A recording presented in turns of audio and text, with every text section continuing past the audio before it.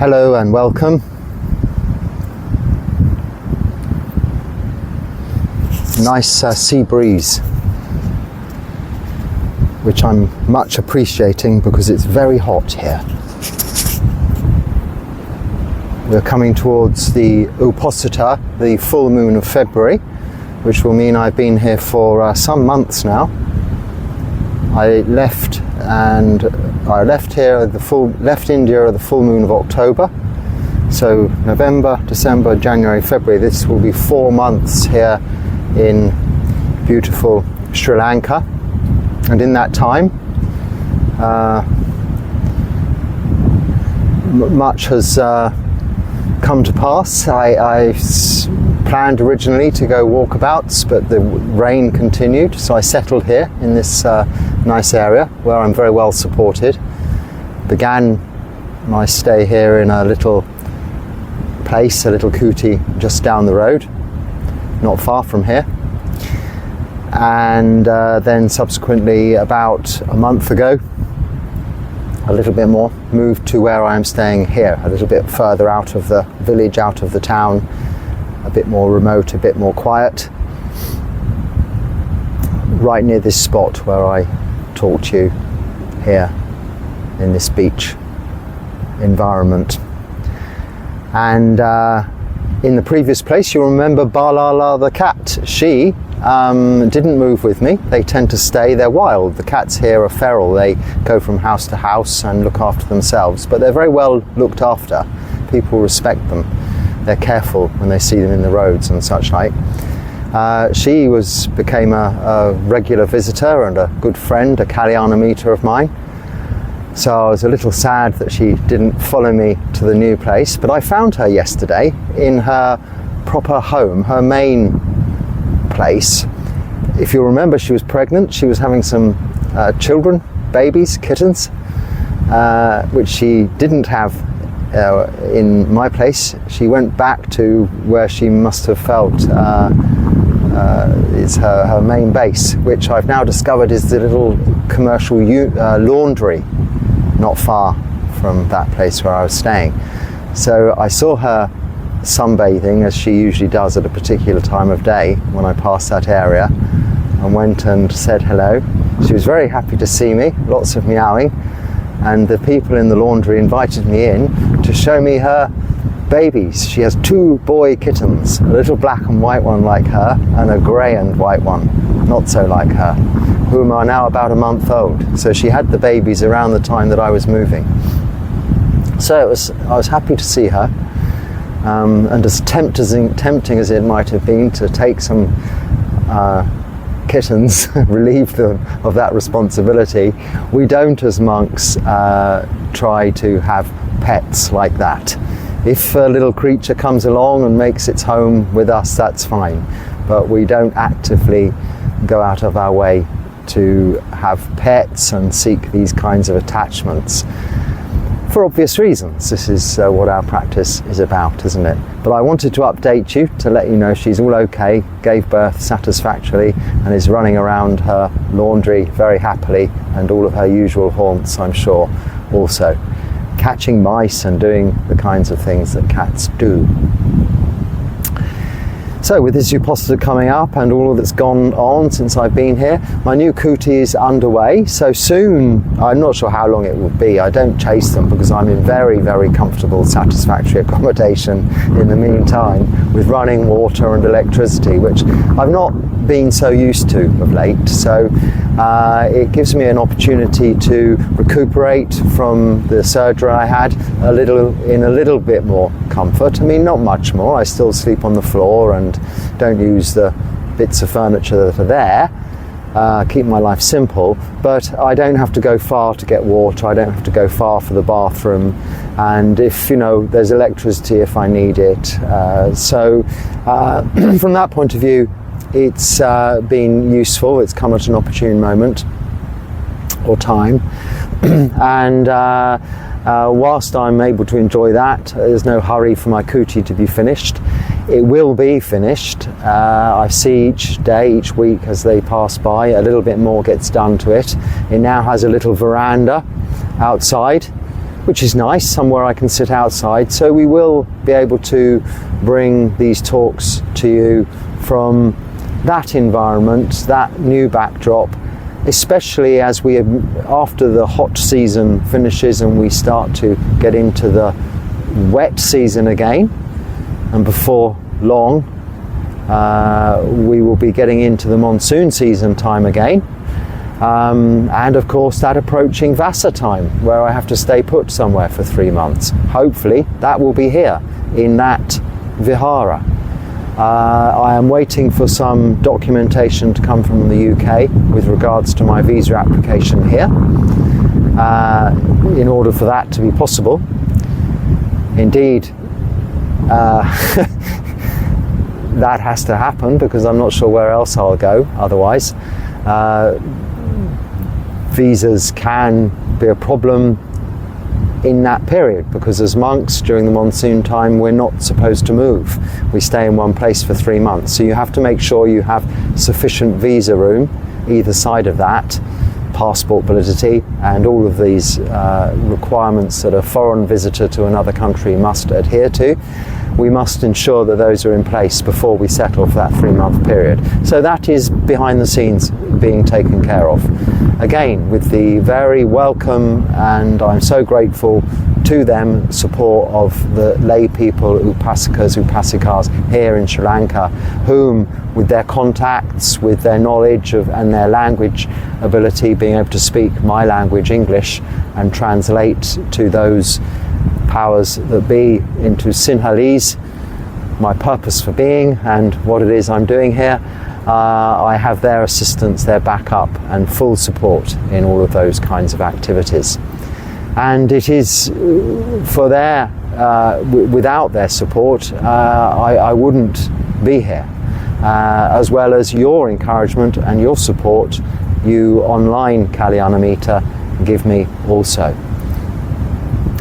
And in addition to that practical support, there is the continuing process of seeing comments and your questions here on this YouTube channel, which enable me to talk about a whole variety of subjects, some very relevant to the Dharma, some a little more diverse, which I try to steer a little bit away from, but everything is Dharma, all of nature, all of our activities of body, speech and mind, our emotions, our physical feelings, these are all what we call Dharma in the general sense, like nature, the universe, everything we can experience through our senses of seeing, hearing, smelling, tasting and touching, our thought, our thinking process, all we cognize, all we see, and as our experience of being this that we consider to be ourselves in the current present state that we are,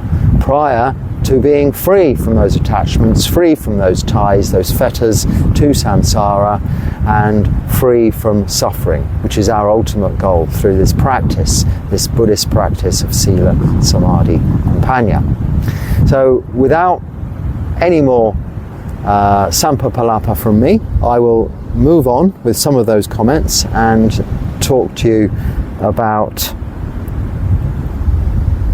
what we have there. Okay, a question. Are the full disappearance of hindrances and Nibbāna the exact same thing? No. Nibbāna is the ultimate attainment. The seclusion from the 5 hindrances. The 5 hindrances in meditation are sensual desire, ill will, laziness or tiredness, or in the old-fashioned English, sloth and torpor, restlessness and worry, which is just really thinking about the past or the future and getting het up about it, or doubt. Doubt about this practice, or even doubt about the Buddha's teachings on the 4 Noble Truths and the Noble Eightfold Path. These are the hindrances, 5, and they're also the hindrances in all of our activities, day-to-day lives, not just meditation. But we do attain through meditation, which has to be grounded on a firm foundation of Sila, which is why we say Sila, Samadhi, Panya. Sila is moral virtue, 5 precepts we keep, which gives us the firm footing to base our meditation on. If we have kept Sila, we will have a good grounding for our meditation.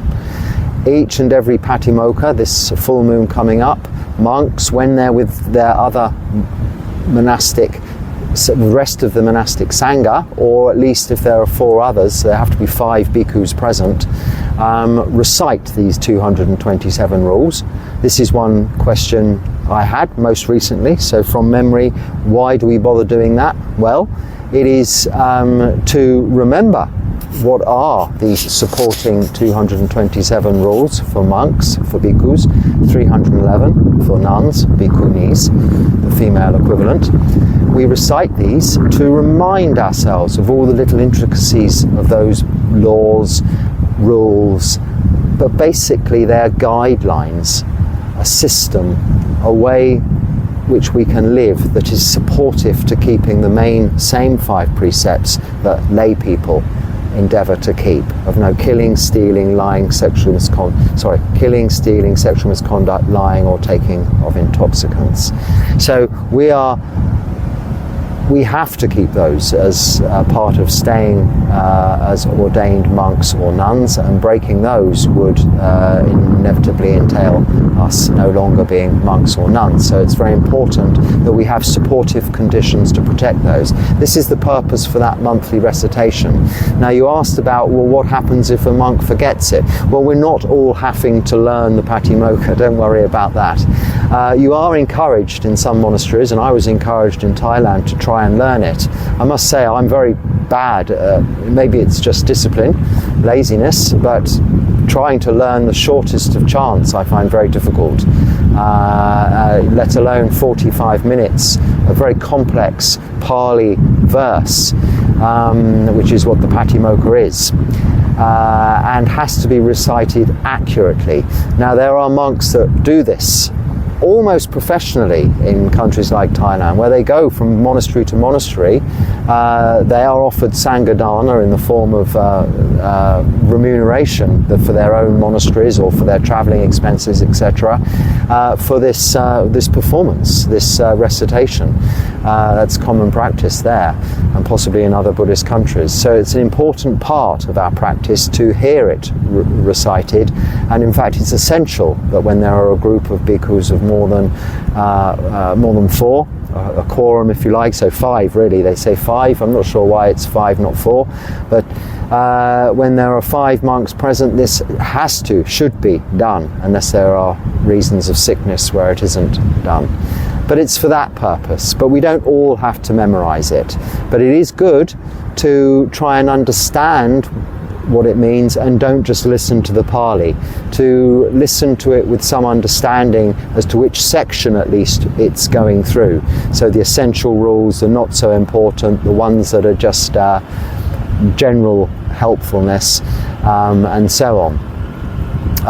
It is important to understand their structure and know them, not so much learn them by way of recitation, but know and understand that if you are, for instance, in a situation with a quandary, should I do this, should I do that, you can refer to the back of your mind to those rules. Well, it says here you shouldn't, and only in accordance with that rule are you therefore following, as a monk, this is the Noble Eightfold Path, keeping sila in that sense.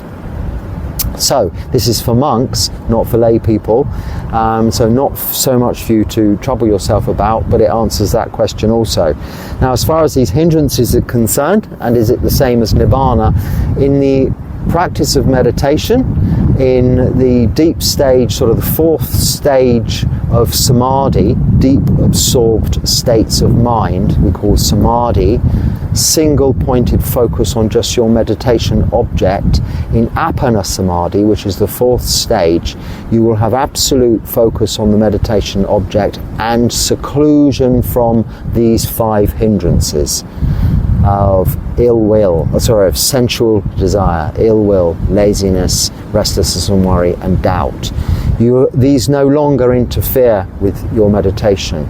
You then experience piti and sukha, which is a sort of a mental happiness and joy and a physical rapture. This is also entering into what you may have heard of, the jhanas, the first jhana, which is seclusion from the hindrances, joy and bliss. This is just going into the jhanas, the first jhana. So this is quite some way towards, but a very progressive and very already a highly attained state of meditation, which is certainly a long way towards Nibbāna, but nowhere near yet there. However, a much deeper and tranquil state of meditation than many people even begin to get towards. So it is still quite highly attained, but there's still quite a long way to go. But not this abandonment of the five hindrances is not quite Nibbāna. Of course, in Nibbāna there is abandonment of all conditioned things, not only what we consider to be, which are just through our own sankhara, our own mental formation, these five hindrances. Okay, I diverted a little on that question, but I hope I got there in the end for you. Is it true that Thai monasteries are more specific about who they let into the house if they intend to become monks? Like they require accurate medical history, health certificates. If there is even a small indication of even depression, they won't accept you in. And is there an age limit of about 50 for most monasteries in Asia? You begin the question, is it true? No, it's not. None of the above is generally true. Whether those are rules of a specific monastery you may have encountered, I wouldn't know. There are very many monasteries throughout Asia, in Thailand alone, hundreds, thousands. So they all have slight different requirements of membership, if you like, admission, but just for lay people to stay for a few days they have certain conditions, but none of them that I've ever come across that strict. And for ordination we go by the original terms of ordination as set down by the Buddha, where you are required to be both mentally and physically fit, out free from debt, and have permission from your parents. You should be carrying your requisites of bowl and 3 robes. Other than that, nothing else is required of you. Most monasteries, I think, throughout Thailand and Asia will accept you for ordination at any age, as long as you're physically healthy and mentally healthy.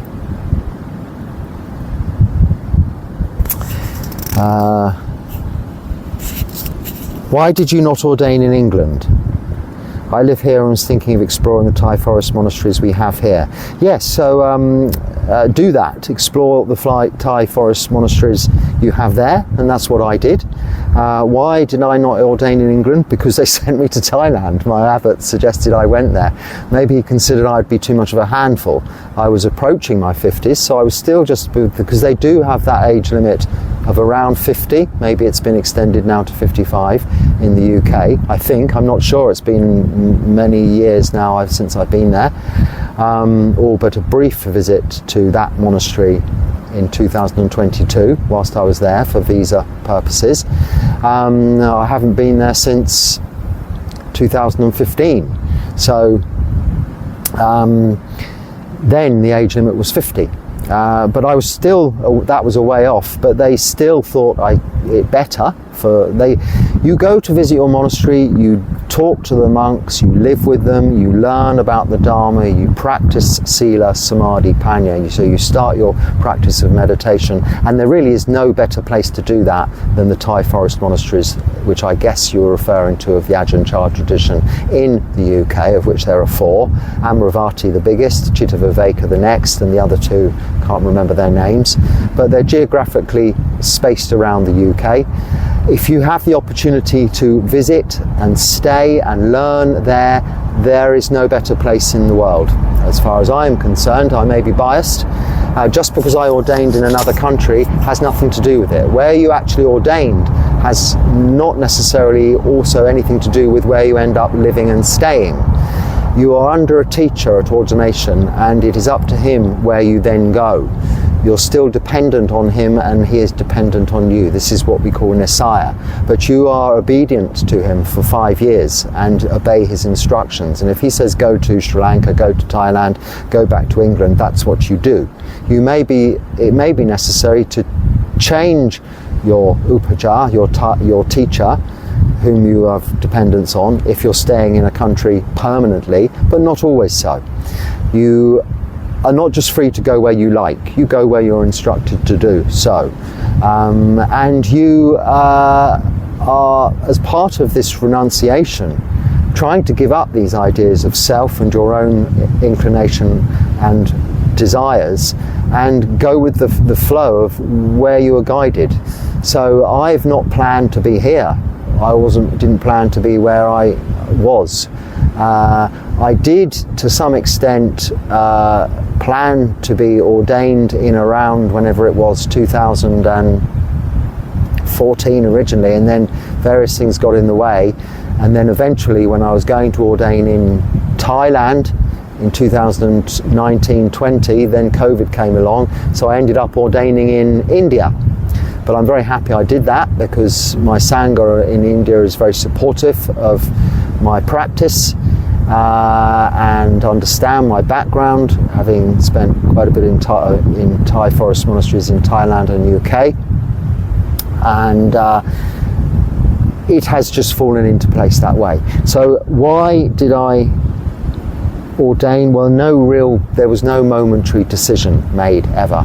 It just happened as a result of causes and conditions that were put in place, that largely through my own actions of body, speech and mind, being, I suppose, willing to go with the flow and not fussy about where I stayed, where I lived, whom I was with. The conditions also, I thought, as long as I can practice, if I can sit and meditate for a good part of the day, outside of the many duties you have when you're living in a community, at least I'm in good company in that respect, and made the most of it without question, without criticism or judgment. Even when I didn't like it, I went with it. And this is what you have to do if you're truly a renunciant, and you will end up wherever you will end up. This is karma. This is in fact vipaka, the results of karma. So put in the effort, the work, put in the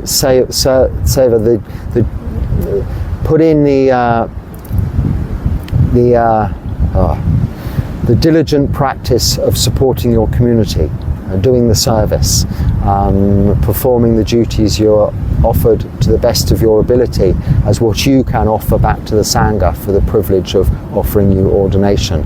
And you do this, and you will end up in what is the most suitable place for you. But you're very fortunate to be in the UK and have those resources close to you. Because after all, I'm assuming you're English spoken, and they're English speaking monasteries. Okay, oh dear. Oh, sorry I say oh dear, but this is very long. I think we've had this question. Well, we have in the past. It's about eyes open or eyes closed. You know, eyes open, eyes closed. When you go to sleep, do you lie there with your eyes open? No. Now, meditation isn't about going to sleep, but if you're trying to just let the mind calm down, let your eyes close. Allow them to shut. Don't squeeze them shut. Just have your eyes gently closed. Now, I have spoken at length about this before, so I won't go into more detail. The 40 meditation objects the Buddha speaks of do include 10 colours, but they're solid colours to be stared at. And this is not really what's referred to as his main practice, or the main practice for calming the mind, which is anapanasati, watching the breath. For this, the eyes should be closed. So I know other traditions may differ from that, but I'm not going to go into other traditions now.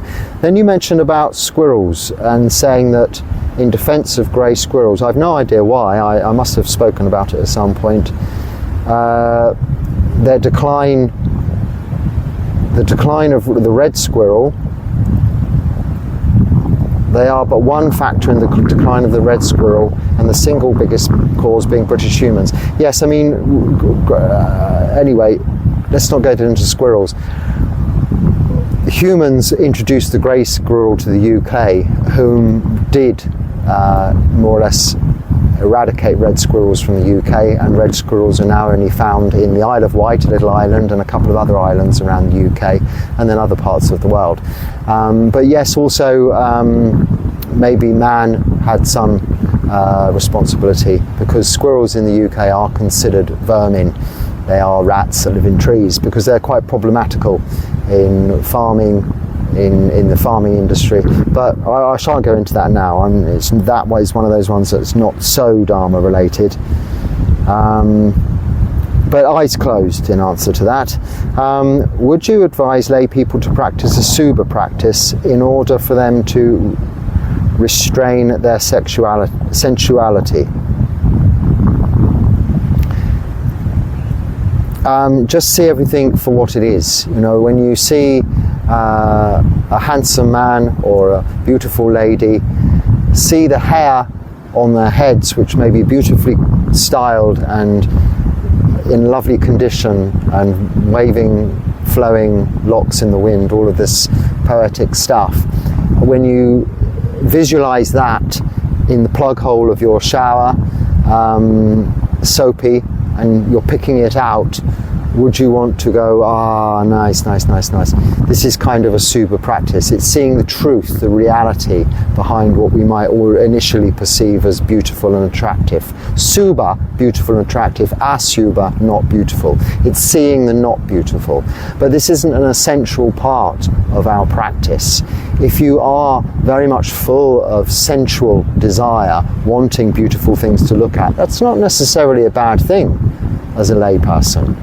As practitioning, as monks or practitioners whom are maybe struggling with the third precept in terms of monks' celibacy, and in terms of lay people, it's just sexual misconduct. One can also see their whatever sex they're attracted to in that unbeautiful way. For instance, if somebody, and even with food, take food for instance, which is one of our main sensual desires, something we want to eat even when we're not hungry, just because it looks and smells good. When we visualize putting the food in our mouths, chewing it up for a while, and then we remove it from our mouth and put it onto our plate. Is it any longer attractive? Do we now want to put that food back into our mouth? No, we wouldn't. So this is seeing the unbeautiful. So this is not so much a practice unless you have a real hindrance. So if you're one of the 5 hindrances, the first is sensual desire. If this is your main hindrance, then one should consider this, not dwell on it to the extent that it becomes quite an unpleasant practice. Just realize and see all things for their unbeautiful nature. As you can also see anicca, dukkha, anatta in everything. You have a nice new iPhone or something like this. See it as that, yes, and enjoy the experience of that, but also know that this will be one day your old iPhone, the same as the one you've just exchanged or thrown away or is broken somewhere. See things for the reality that they are. They're not always going to be like that. All conditioned things are impermanent and unsatisfactory by that nature. This is out of our control, okay?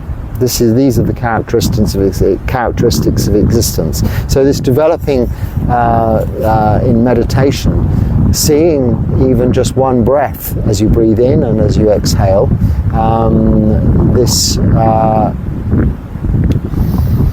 pleasure of breathing in, but then the requirement, the necessity, the desire to exhale, quickly replaced by that desire and necessity to inhale.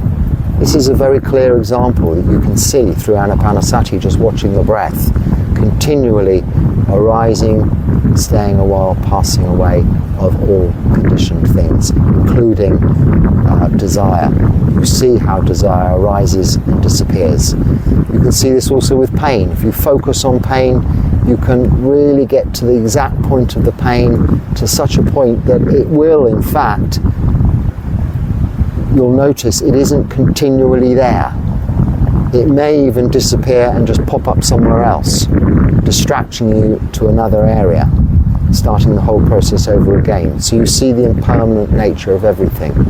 But this Asubha practice isn't studying nasty pictures of road accident victims, train crash victims. If that's necessary for you, if you have a strong draw of sensual desire and you're a newly ordained monk and you're trying to practice celibacy, this may be necessary. But as far as lay people are concerned, which you're suggesting, then it isn't necessary as part, but it is part of the overall practice in a subtle kind of way. It's more about understanding.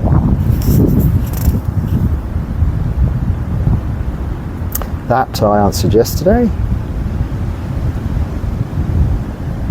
How can one gently, shortly and appropriately answer to someone in Europe, what is Buddhism?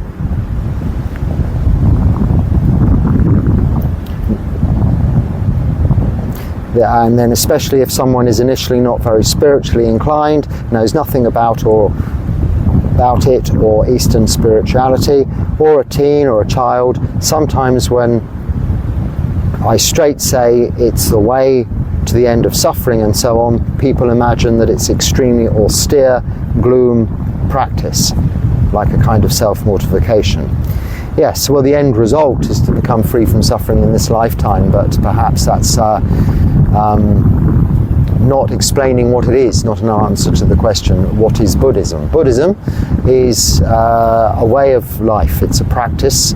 I mean, the word Buddhism is just a word, is the answer, coming from Buddha, which means awake. So we call the awakened one, the enlightened being, Siddhartha Gautama, the Buddha of the Sakyamuni tribe in northeast India, the Buddha, because he was awakened.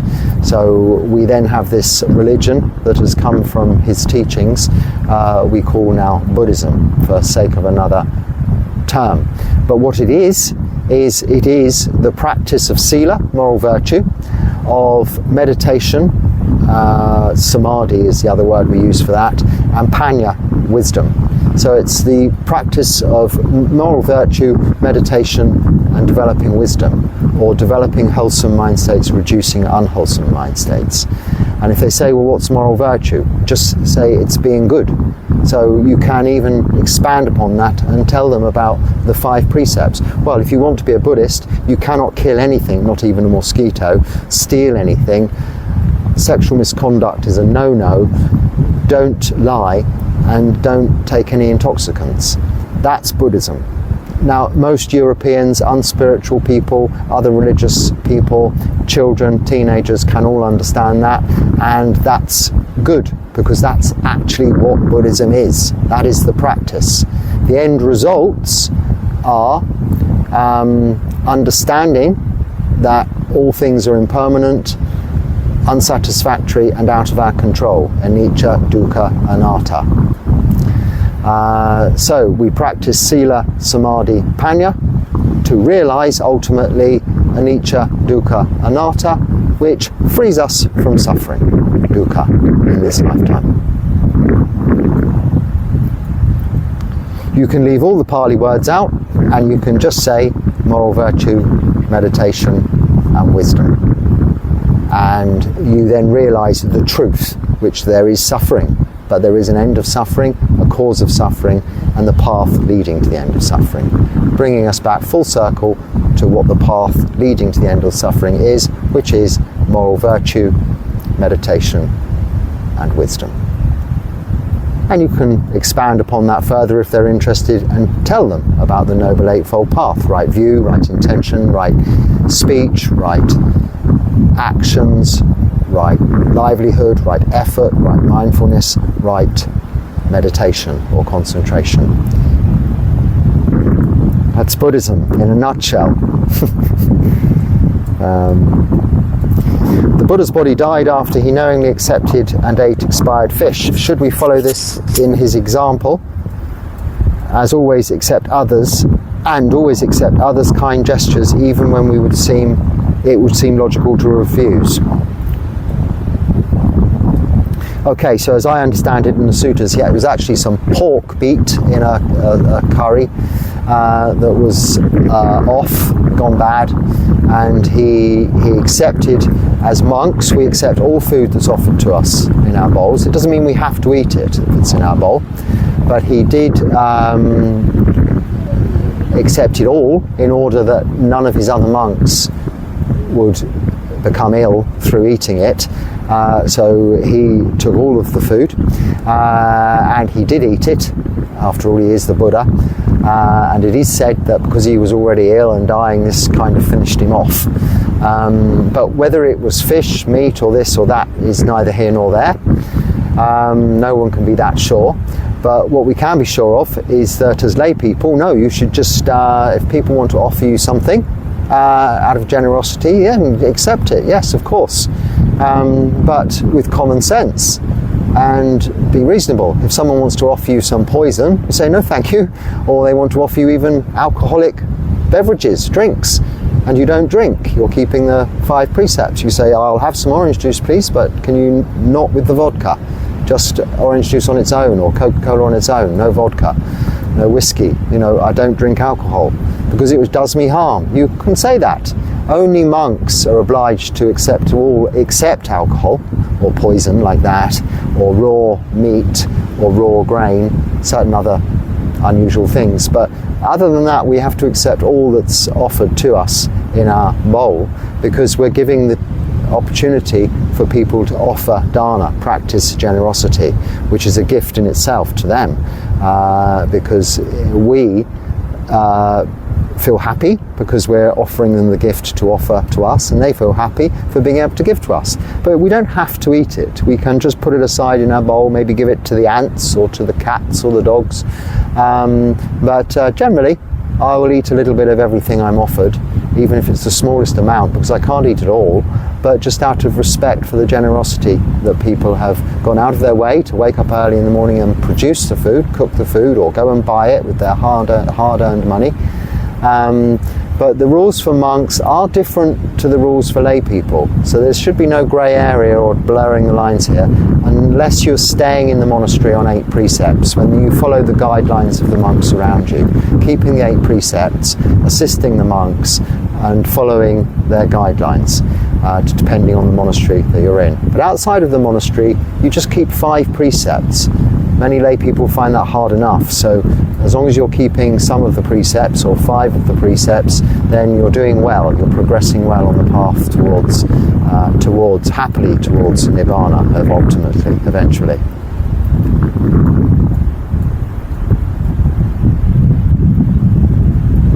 Okay, I won't read this, it's rather long, but it's something like most spiritual traditions and some schools of Buddhism have mantras and kirtans and singing, and I'm now expanding upon this, and you'll actually know, I'll read it properly. Paintings, visualizations, and so on and so forth. Theravada Buddhism seems to discourage or adapt a lot of this to the least amount possible. Then you say, probably you, Bhante, are not qualified to answer about the other traditions, mantras, etc. But can you explain why Theravada school does not use them? Well, it's the way of the elders. It's the Theravada means that, way of the elders, Thera, Ardas, Vada way, being based on the Pali Canon. And the Buddha, he was not singing songs or worshipping pretty pictures and statues, nor was were his immediate disciples. So where the teachings come from, the suttas, the Pali Canon, there is none of this. Now we do have depictions of this visually for us to understand the suttas, which are very beautiful in beautiful temples, both ornamentally, and then also chanting has arisen in order to communicate those teachings throughout the few hundred years, 400 years before it was written down. A way of remembering it, this chanting arose, which exists to this day. Now where it's gone through transition is it's moved geographically in different directions. Things from other cultures have been added on, taken away. Some traditions of chanting are quite musical, others closer to the hub of original Buddhism are less so, and Theravada is that. Geographically it's quite close into India, being Burma, Sri Lanka, Thailand, where they all have their different styles of chanting, but less musical than when you go out further into the Mahayana regions of northern schools of Buddhism, Himalayas and upwards of there out into China and further on into the rest of the world. When you get back to Western countries, where they're now sort of reviving Theravada Buddhism over the last 50 to 100 years, it's back to that old school, very flat, no tune chanting.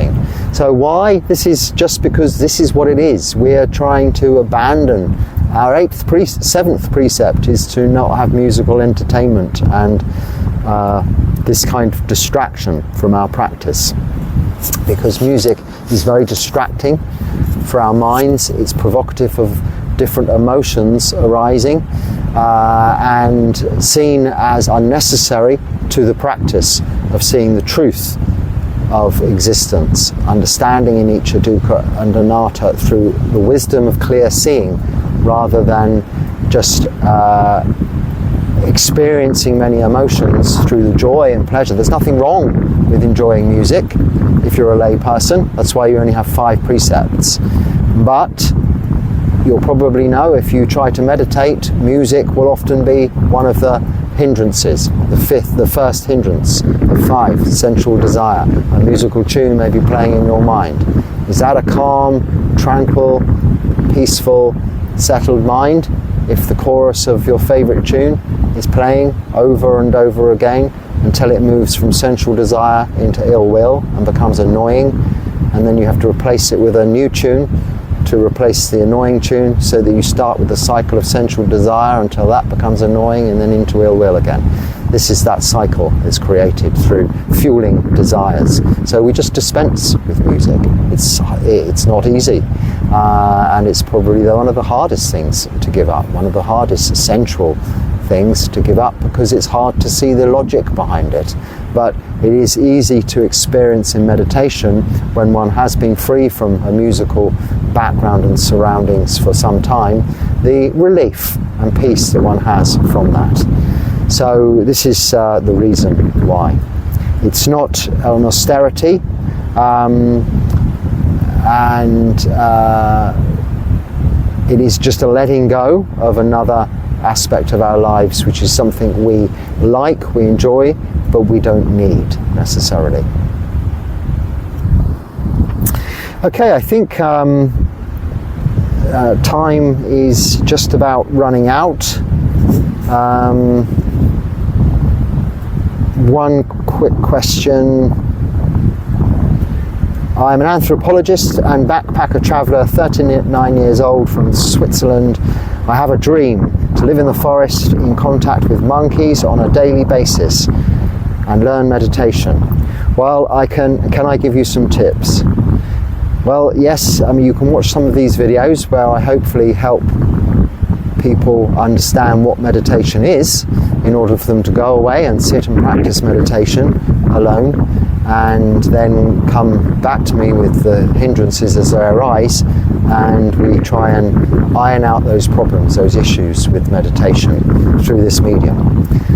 That's one tip. That's how I can help you with meditation. As far as where you live and with whom and what with, I cannot help you with that. That's up to you. As a backpacker though, and a traveller and an anthropologist, you must know different cultures and different countries that you've explored. So just go, and go with your with the confidence and faith in whatever it is you are practicing. And if you're interested in Buddhism, continue to watch these videos or other Dharma talks. If you can find some that are relevant to your lifestyle, use them where you can, apply them to your situation, and just go with it. And I hope you ultimately fulfill your dream. But we can realize not dreams, they can remain dreams. But what we can realize is tranquility. We can realize freedom from suffering in this lifetime through even the glimpse and experience of NIBBÄNA, through the practice of meditation. So you're certainly starting on a good footing if you're wanting to practice and learn meditation. You can experience contentment, and therefore the emotion of happiness resulting from contentment from just that alone, without the forest and without the monkeys. In fact, in my experience, monkeys aren't so happy about living with humans or humans living with them. They may occasionally come into your space. That's usually to try and get something of yours, just to take your food or steal from your fridge, or just en masse invade your home. It has happened. I have experience of this. But we're not that compatible. I know there's wonderful stories out there of people being brought up by monkeys and different animals in the wilderness. These are quite unique. Generally speaking, it's perhaps not so fair on them to impose your smells and your ways on another species of any kind. By all means, live nearby them, view them from a distance, and if they come to you, enjoy their company. But don't expect them to be that hospitable. They're monkeys, we're humans, and we don't take all kinds of creatures into our own lives and offer them homes, as a course, generally speaking. I mean, some people do, but mostly people will not offer comfort and support and living conditions to cockroaches, for instance. They would rather have them removed. Now, monkeys may well feel like that about us, about humans. Think of them, what the monkeys would do, what they would think too. But I wish you all the best and good luck with your endeavour, your ambitions and your dreams. So on that note, hopefully there's something useful there that you can use or share. If not, just let it go. And until next time, be happy and stay well. Sukhi Hotu.